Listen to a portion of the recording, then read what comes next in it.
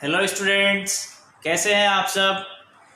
आज हम स्टार्ट करने वाले हैं बेटा टाइप्स ऑफ प्लास्टिक के बारे में। प्रीवियस लेक्चर में हमने प्लास्टिक पढ़ लिया था कि प्लास्टिक्स होते क्या हैं, प्लास्टिक्स के हमने एग्जांपल्स देखे थे। आज हम देखेंगे कि टाइप्स कितने होते हैं प्लास्टिक्स के। So basically if I am talking about the types of plastics, there are two types of plastics. कितने टाइप्स के होते हैं बेटा? दो टाइप के प्लास्टिक होते हैं। अगर मैं बात कर रहा हूं प्लास्टिक की, so we can categorize plastic into two types.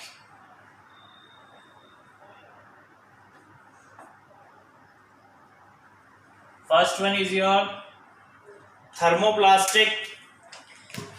First one is your thermoplastic and second one is your thermoplastics and second one is your thermosetting plastics. ठीक है, पहला है आपका बेटा थर्मोप्लास्टिक, दूसरा प्लास्टिक होता है आपका thermosetting plastics. There are two types of plastics, thermoplastic and thermosetting plastics. अब हम देखेंगे एक एक करके थर्मोप्लास्टिक क्या होते हैं, थर्मोसेटिंग प्लास्टिक्स क्या होते हैं। ठीक है, तो अगर मैं बात कर रहा हूं बेटा थर्मोप्लास्टिक की, अगर हम ले रहे हैं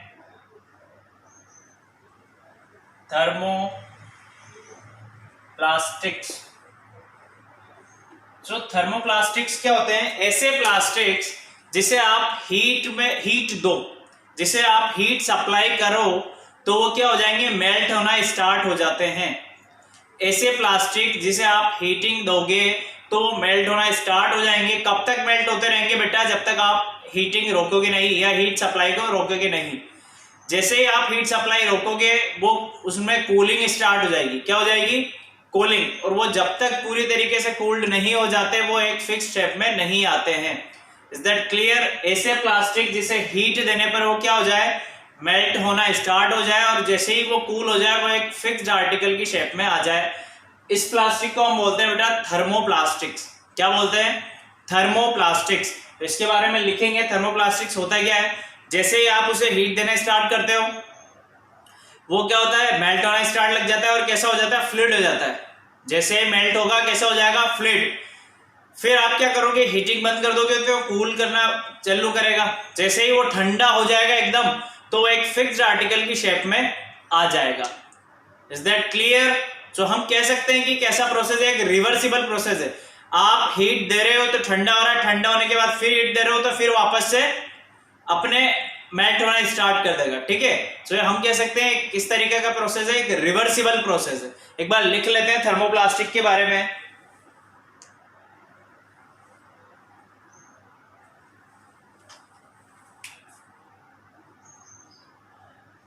this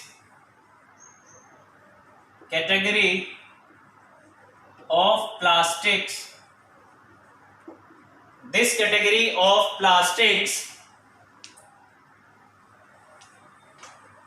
gets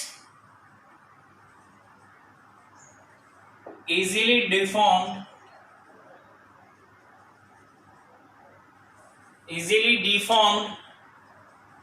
on exposure on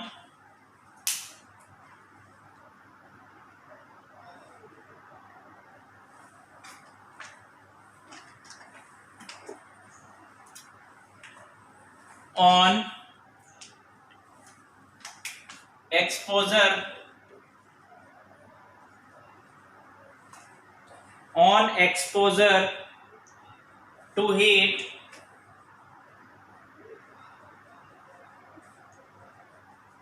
and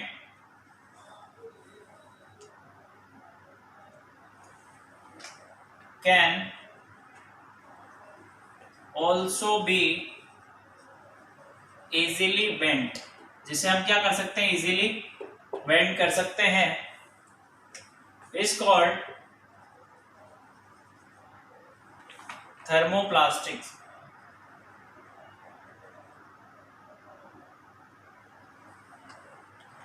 are called लिख लो। Are called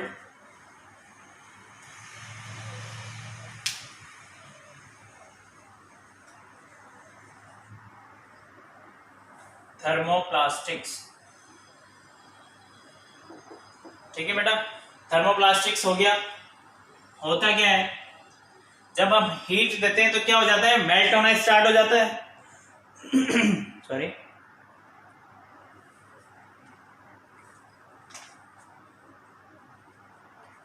these plastics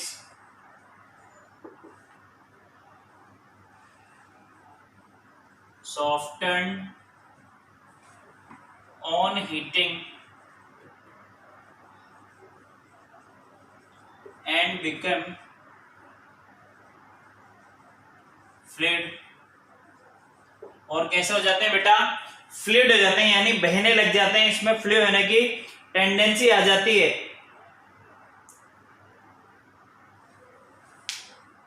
but on cooling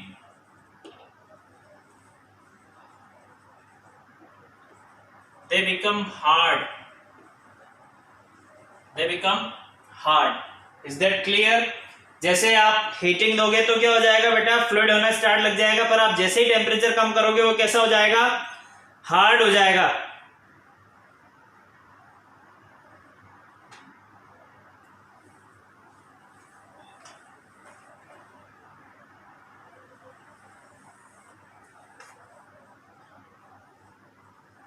These are capable of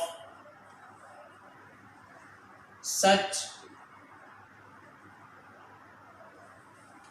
these are capable of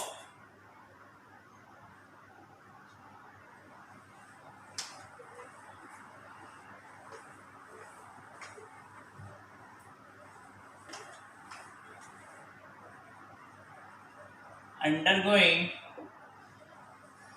such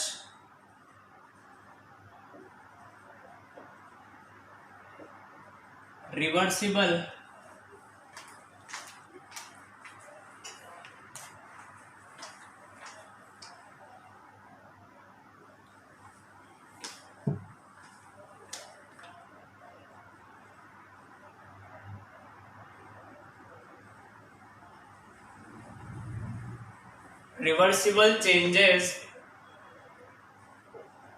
on heating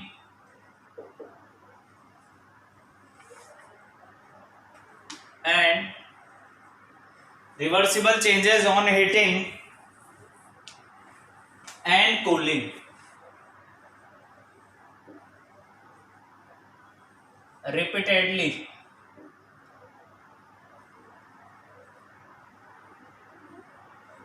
कैसे हो रहा है, रिपीट हो रहा है बेटा ये प्रोसेस।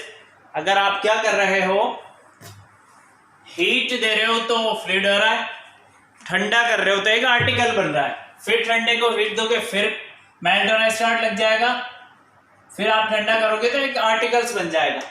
ठीक है, जितने भी थर्मोप्लास्टिक्स होते हैं उनका अरेंजमेंट कैसा होता है, लीनियर अरेंजमेंट। कैसा होता है बेटा, linear. These plastics are, these plastics have, लिख लो, these plastics have linear arrangement of monomers, of monomers। कैसा होगा देखो, ये मोनोमर्स हैं, ये आपस में क्या करेंगे, एक लीनियरली चेन बनाएंगे बेटा, और आपस में जुड़ जाएंगे और क्या बना लेंगे, एक पॉलीमर और एक प्लास्टिक। ठीक है, ये फिगर बना लेना, figure linear arrangement of monomers. ठीक है, थर्मोप्लास्टिक का अरेंजमेंट इस तरीके से होता है, लीनियरली। ये आपका थर्मोप्लास्टिक्स था। अब आप बात कर रहे हैं यूजेस की। किसकी बात कर रहा हूं मैं? अगर यूज की बात करूं, यूज क्या होंगे?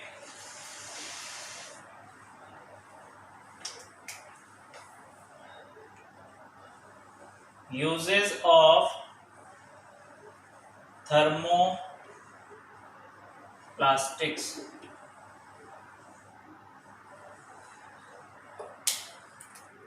क्या है बेटा? They are extensively used in making toys,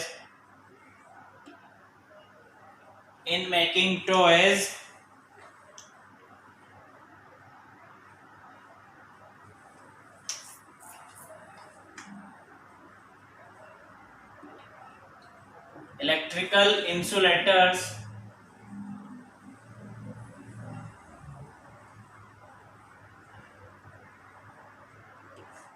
comb, water bottle,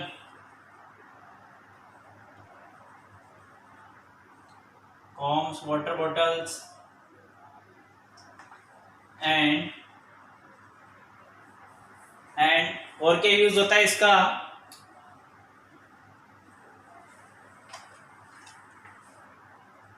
used in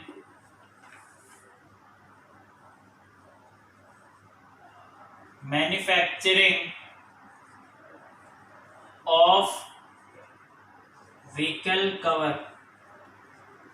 vehicle के कवर्स में यूज किया जाता है। इसका यूज क्या क्या होता है बेटा? एक्सटेंसिवली यानी बहुत ज्यादा इसका यूज किया जाता है टॉयज बनाने में, जो बच्चों के खेलने के खिलौने होते हैं। कॉम्स वगैरह जो आप यूज करते हैं वो थर्मोप्लास्टिक के बने होते हैं।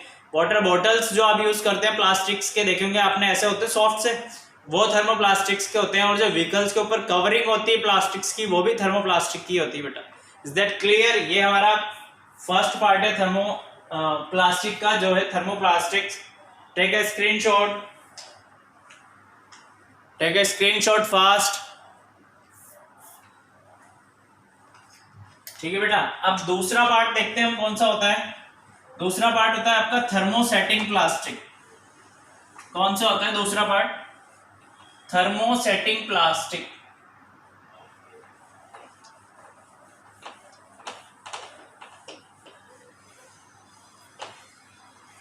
अब थर्मोसेटिंग प्लास्टिक क्या होगा आपका, देख लेते हैं एक बार। Second is your thermosetting plastics. Thermosetting plastics क्या होता है स्टूडेंट्स? ऐसा प्लास्टिक मटेरियल जिसको आप हीट दे रहे हो। क्या दे रहे हो?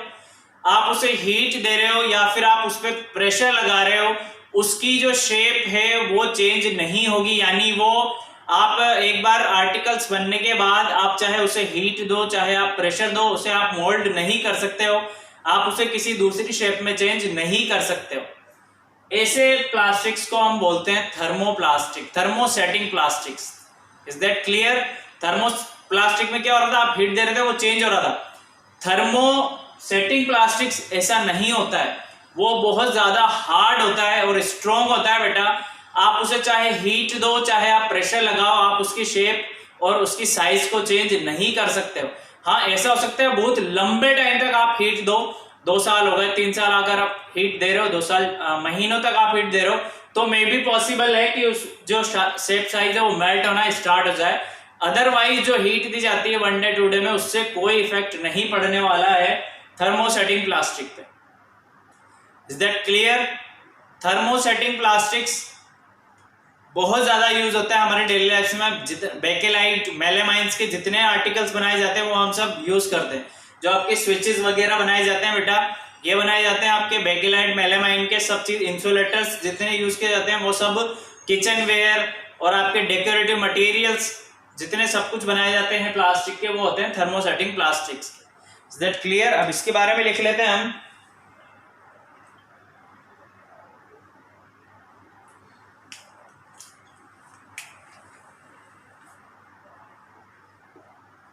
this category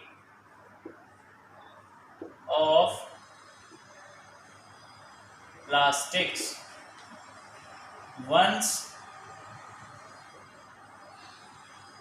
solidified, अगर एक बार क्या हो सॉलिड हो जाए,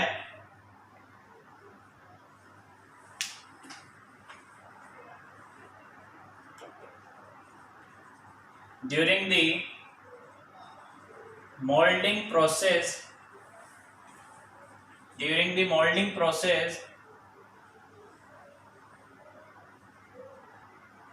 cannot be softened, कभी भी क्या हो सकता है सॉफ्ट नहीं हो सकता है, can not be softened back भी लिख लो ताकि आपको पता रहेगा कि वापस कभी अगर हार्ड हो गया एक बार मटेरियल्स तो कभी क्या होगा उसके पास कोई चांस नहीं होगा कि वो सॉफ्ट हो जाए।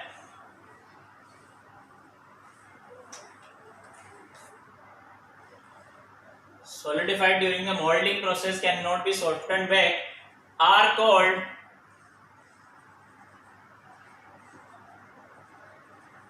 thermosetting plastics। ठीक है, नेक्स्ट पॉइंट अगर हम लिखें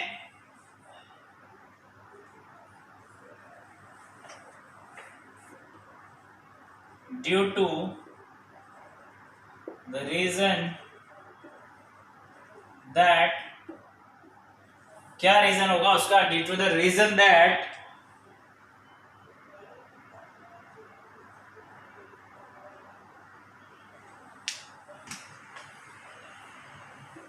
the units acquires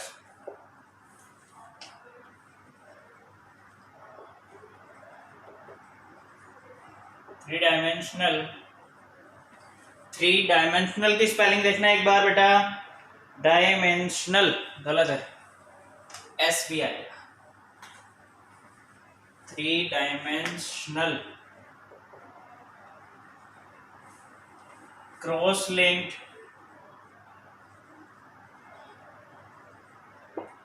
due to the reason that the units acquire 3-dimensional cross linked structure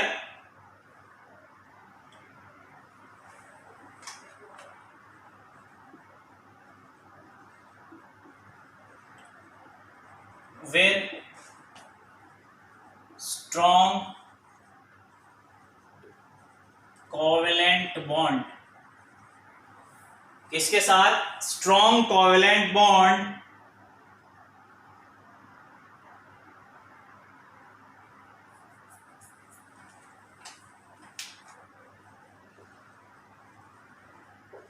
for the most part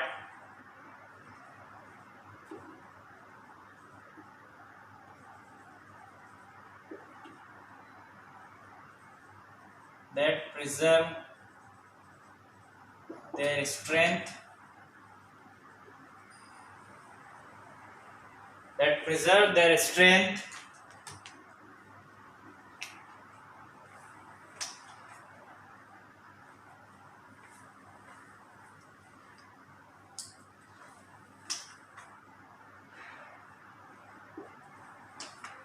and structure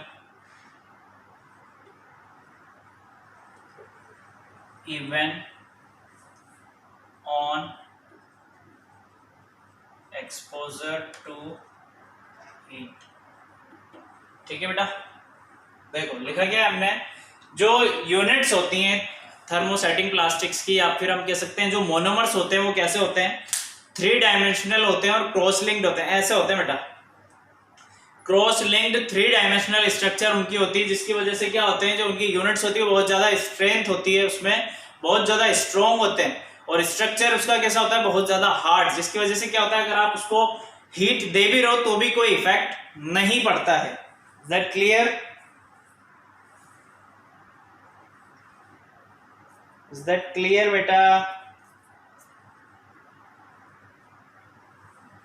अगर मैं एग्जाम्पल की बात करूं, एग्जाम्पल बेकेलाइट,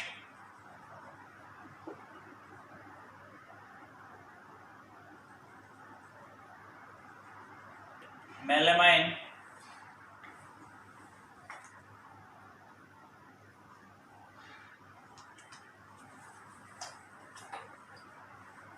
बेकिलाइट मेलामाइन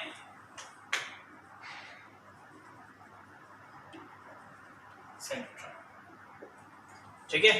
ये इसके एग्जाम्पल है बेटा, बहुत ज्यादा यूज होने वाले हैं एग्जाम्पल। अब देखो इसका स्ट्रक्चर बना लेते हैं एक बार, कैसा होगा, यहां बना लेते हैं स्ट्रक्चर, ठीक है। क्रॉस लिंक्ड स्ट्रक्चर होता है,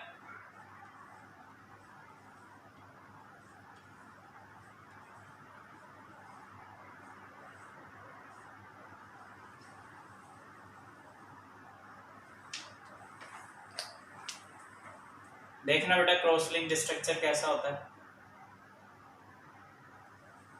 देखो ध्यान से देखो क्रॉस लिंक्ड कैसा होगा।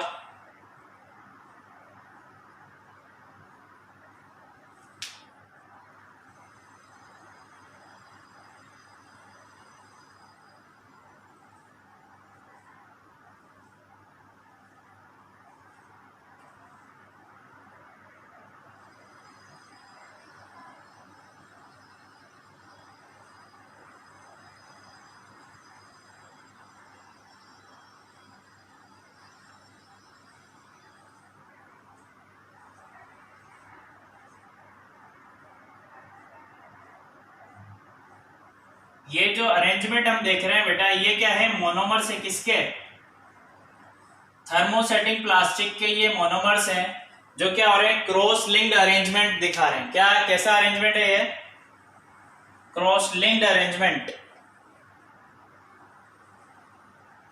लिख लेना है, क्रॉस लिंक्ड अरेंजमेंट,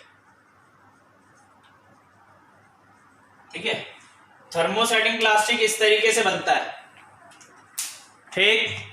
देखो अब हम बात करेंगे इसके यूजेस के। तो अब देखते हैं बेकिलाइट का यूज होता है, मेलामाइन का यूज होता है। अरेंजमेंट हमने देख लिया है किस तरीके से होता है,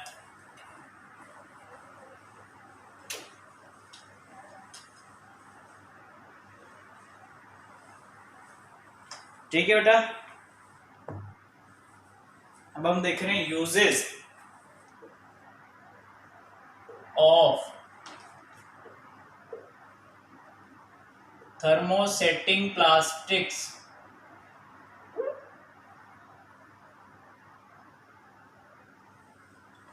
यूजेस ऑफ थर्मोसेटिंग प्लास्टिक्स,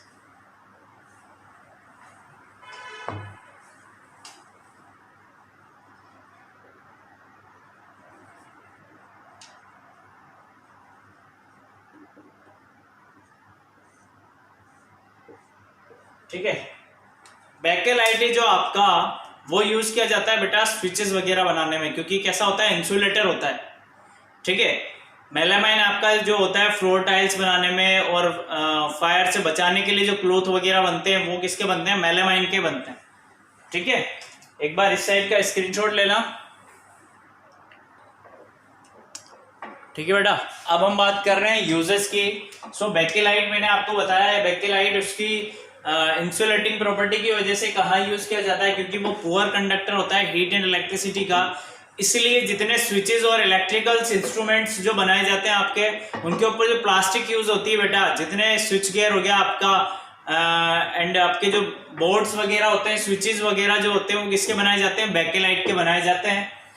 देखो bakelite is obtained by reacting phenol, जब फॉर्मल्डिहाइड के साथ रिएक्ट करता है with the presence of catalyst, तब बेकेलाइट बनता है बेटा। एक पुअर कंडक्टर होने की वजह से इलेक्ट्रिकल स्विचेस, हैंडल्स और सेवरल यूटेंसिल्स के जो हैंडल्स होते हैं, कुकर का जो हैंडल्स होता है देखा आपने, वो प्लास्टिक का होता है। कौन सी प्लास्टिक होती है, वो बेकेलाइट से बनाया जाता है। Is that clear?